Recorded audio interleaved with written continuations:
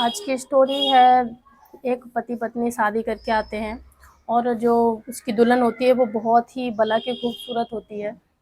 और जब खूबसूरत होती है, जब पति आता है उसका घूंघट उठाता है तो वो रो रही थी। तो बोल रहा है कि इतना अच्छा मतलब दिन है, आज रो क्यों रही हो? तो बोल रहा है कि आज जो आपको करना हो मेरे साथ कर लीजिए, कल मैं नहीं रहूँगी। तो बोल रहे हैं कि मेरे पास किस चीज़ की कमी है, मेरे पास धन दौलत, ऐशो आराम, गाड़ी घोड़ा सब कुछ है। तो बोल रही है कि अब मुझे और कुछ नहीं सुनना, और बस आज की रात ही मैं ज़िंदा हूँ, इसके बाद मैं अपनी आत्महत्या करके या किसी वजह से जान दे दूँगी। तो हेलो फ्रेंड्स, मैं स्नेहा की आवाज़ में आपका स्वागत करती हूँ। आई होप आप लोग बहुत अच्छे होंगे। और एक बात और, प्लीज़ मेरे चैनल को सब्सक्राइब करें, मुझे सपोर्ट करें, लाइक करें, कमेंट करें, जिससे मेरा हौसला और बढ़ता रहे।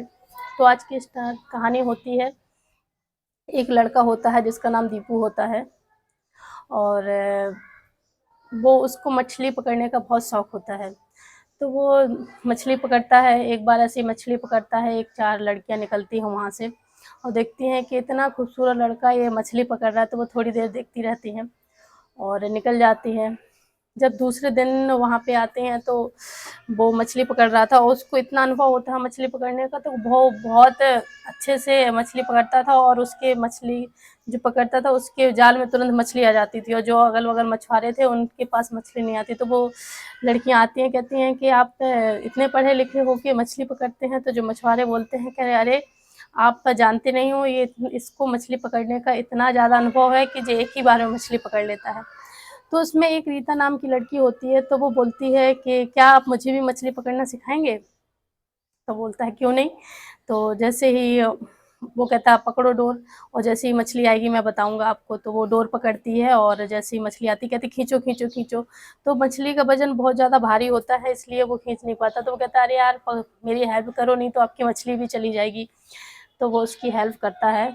जैसे जैसे मछली खींचता तो उसका जो उसको टच होता है हाथ पैर का, उसको बहुत अजीब सा लगता है। और मछली बाहर आती है, वो हंसती है, कहती है अरे यार बहुत अच्छा लगा मछली पकड़ के। और वो चारों फ्रेंड फिर से अपने कॉलेज की ओर निकल जाती हैं। और जो दीपू होता है वो मन ही मन घर जाके सोचता है, उसको अजीब सा फील हो रहा था, कह रहा था यार ऐसा क्यों लग रहा है मुझको। और फिर से वही दिन, वो दूसरे दिन और जल्दी आता है सुबह। जब लड़कियां आती हैं, कह रही यार तुम इतने जल्दी आज सुबह आ गए, आज तो कोई आया नहीं है यहाँ पे। तो कहता है हाँ मैं आज जल्दी मछली पकड़ने आ गया हूँ। कह रहा कोई बात नहीं, पकड़ के अभी रुकना, मैं लौट के आती हूँ तो मुझे यहीं पे मिलना। वो कहता है ठीक है। और जब वो लौट के आती हैं तो फिर वो वहीं पे खड़ा मिलता है। कहते हैं चलो आज फिर से मछली पकड़ते हैं। वो लोग फिर से मछली पकड़ते हैं। तो आज जब मछली पकड़ते हैं तो फिर उसी के साथ वो वारदात होती है, उसको वो टच करता है, उसके बालों की हवा महक लगती है उसको।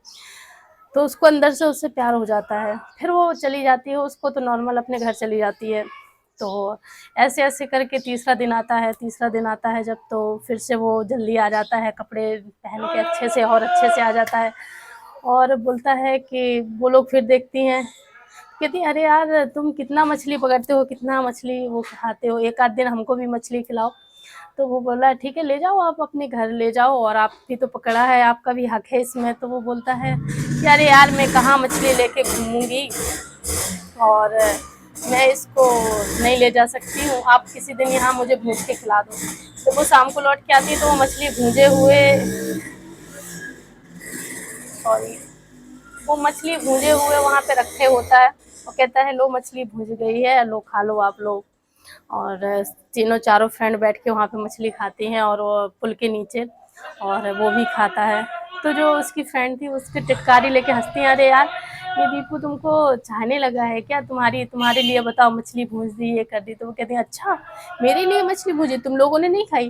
कह रहे अरे वो बात नहीं है, हम लोगों ने भी खाई है, पर मुझे लगता है कि ऐसा कुछ है, इसके अंदर तेरे लिए कुछ फीलिंग तो नहीं आ गई है। तो बोलते हैं पता नहीं, जैसा भी अपन को क्या करना, अपन ने तो मछली खा ली, उस और क्या चाहिए। तो बस चले जाते हैं। जब सीमा जाती है तो उसे भी हल्का सा फील होता है, उसको भी अजीब सा लगता है, और उसके दिल में भी थोड़ी थोड़ी और दीपू के लिए जगह हो जाती है। तो जब ऐसे सिलसिला चलता रहता है तो एक दूसरे से बात करना, हँसना, बोलना, बैठना एक दूसरों को बहुत अच्छा लगता है और वो लगातार ज़्यादा टाइम पे मिलने-जुलने लगते हैं। तो एक दिन सीमा पूछती है, कहती है, "अरे यार, तुम इतने पढ़े-लिखे लगते हो और मछली पकड़ते हो।" तो वो बोलता है, "अरे यार, मैंने दिल्ली से एमटेक कर रखा है और मेरी माँ की तबीयत ख़राब है, इसलिए मैं मछली पकड़ता हूँ। उसको डॉक्टर ने बताया है कि ताज़ी मछली खिलाना।" तो बोलती है, "अच्छा, तभी मैं कहूँ इतना सुंदर हैंडसम लड़का है यार, मछली पकड़ता है।" तो कह रहे, "नहीं, ऐसी कोई बात नहीं है, मैं जॉब करने के लिए जा रहा था, तो मेरी माँ की तबीयत ख़राब हो गई, इसलिए मैं जा नहीं पाया हूँ।" बस कुछ नहीं, बातों का सिलसिला रोज़ पुल के नीचे बैठना, मछली खाना, बैठना। और जो सीमा के पिता होते हैं, वो चारों लड़कियों के फ़ादर, जो उनका गाँव होता है, वो वहाँ के बहुत बड़े ज़मींदार होते हैं और उड़ते-उड़ते पता है, खबर गाँव तक पहुँच ही जाती है। तो जब खबर गाँव तक पहुँचती है, तो उसके माँ-बाप और उसके भाई अड़ोस-पड़ोस, गाँव-मोहल्ला के मिल के आते हैं और उसको, दीपू को बहुत मारते हैं। जब बहुत ज़्यादा मारते हैं तो बेचारा 1-2 दिन तो नहीं आता है, क्योंकि उसको चोट लग गई थी, वो उठ बैठ नहीं पा रहा था। और फिर से सीमा को भी नहीं रहा गया, वो फिर से मिलने आती है, फिर से उनका मिलना-जुलना होता है। तो एक बार फिर वो लोग देख लेते हैं और जब इतना मारते हैं और जो उसको, दीपू को लगता है कि मुझे मार ही डाला है, तो वो एकदम से नदी में कूद जाता है अपनी जान बचाने के लिए। फिर जब ऐसा होता है, अब देखो, प्यार तो किसी से जब एक बार हो जाए तो जंजीरों से भी बंध के नहीं रह सकता है, ये ऐसा होता है। और फर्स्ट टाइम का प्यार तो कभी इंसान को भुला ही नहीं पाता, कोई भूल ही नहीं सकता। जब ऐसे-ऐसे करके 1 साल गुज़र जाता है, उनका मिलना-जुलना बिल्कुल कम नहीं होता, घरवाले सोच जाते हैं काम ऐसे नहीं चलेगा, इसको रास्ते से हटाना ही पड़ेगा। तो वो लोग क्या करते हैं, 420 में लड़की छेड़छाड़ में उसके ऊपर केस कर लेते हैं, केस लग जाता है, पुलिस से उसको पकड़ ले जाती है, जेल हो जाता है। उसी बीच उसके माता-पिता जो सीमा के होते हैं, उसकी शादी कर देते हैं। एक अच्छा रिश्ता ढूँढ के उसका शादी कर देते हैं, कहते हैं इससे छुटकारा ऐसे मिलेगा, बाकी इसका कोई उपाय नहीं है। जब शादी कर देते हैं तो मैंने शुरू में बताया था कि ये वही लड़की है जो अपने पति के पास आती है और बोलती है कि आज की रात वो कर लो, क्योंकि मेरा फ़र्ज़ था मेरे माँ-बाप का कहना मानने का, और मैंने आपसे शादी की, उसके बाद आपका फ़र्ज़ है, आपको जो करना हो मेरे साथ कर लीजिए, बस इसकी रात मैं आप नहीं रहूँगी। तो वो कहता है, मैं नहीं, आपको जाने तो नहीं दूँगा, क्योंकि मैंने इतना पैसा खर्च करके आपसे शादी की है और इतना सब कुछ हुआ है, मैं आपको ऐसे मरने नहीं दूँगा और मैं हमेशा आपके टाइम रहूँगा। तो सीमा बोलती है, आप कब तक मेरे साथ रहेंगे? कभी तो ऐसा दिन आएगा जिससे आप मैं अकेली रहूँगी। तो वो बोलता है, नहीं, ऐसा नहीं हो सकता। तो बोलता है, क्या बात है? वो अपनी पूरी कहानी सुनाती है और जब कहानी सुनाती है तो वो लड़का पीछे से जाता है और दीपू का हाथ पकड़ के लेके आता है। सीमा जैसे देखती है तो चौंक जाती है, कहती है, ये कैसे, मैं कोई सपना तो नहीं देख रही हूँ? जाके दीपू के गले लग जाती है और बोलती है कि ये कैसे हो सकता है, आप कब आए जेल से? तो उसने बताया कि आप की जब शादी हो रही थी उसी दिन मेरी रिहाई थी और आपकी फ्रेंड एक पर्ची दे के गई थी, उसमें लिखा था कि मेरी शादी तो हो रही है, मैं दूसरे दिन मर जाऊँगी। तो मैं उसी को देख के भड़बड़ाते पता करके आया हूँ कि किससे शादी हुई है। और जो दीपू था, उस जो संजय से शादी हुई थी उसका फ्रेंड था। तो बोलता, अरे यार, तुम्हें मुझे पहले तो बताना चाहिए था और मैंने तो तुम्हें शादी में बुलाया नहीं है, मैं तुमको देख के चौंक गया। तो बोलता है कि ऐसी-ऐसी बात है और हम लोग ऐसे मिलते थे, ये करते थे, घरवाले चाहते नहीं हैं कि शादी हो जाए ये। तो वो बोलता है, कोई टेंशन वाली बात नहीं है, उसने अपने मम्मी-पापा को बुलाया, सबको ये बात बताई और उन दोनों की शादी कराई, जो संजय था उन दोनों की। और बोलता है, सुन, जितनी सुंदर ये तुम्हारी बीवी है ना, उतनी सुंदर मुझे ढूँढ के ला के देना, ठीक है? तब तो मैं तेरी शादी कराऊँगा, नहीं तो मैं नहीं कराने वाला।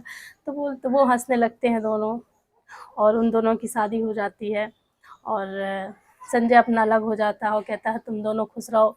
एक ऐसे रिश्ते रहने से क्या फ़ायदा जिसकी, जो लड़की की मर्ज़ी ना हो और उसकी जान चली जाए, वो एक दिन अपने सुसाइड कर ले। तो कुछ लोग समझदार भी होते हैं इस दुनिया में। ये रियल स्टोरी है और नाम और स्थान पता बदल दिए गए हैं, क्योंकि किसी की भावनाओं को ठेस ना पहुँचे। इस वजह से आपको स्टोरी कैसी लगी? अच्छी लगी हो तो प्लीज़ सपोर्ट हिम और मिलते हैं नेक्स्ट कहानी के साथ। तब तक के लिए मैं स्नेहा, बाय बाय।